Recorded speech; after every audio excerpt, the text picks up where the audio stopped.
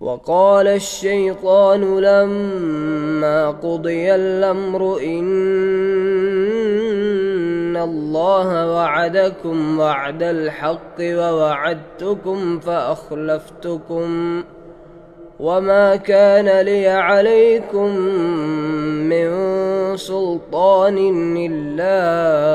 أن دعوتكم فاستجبتم لي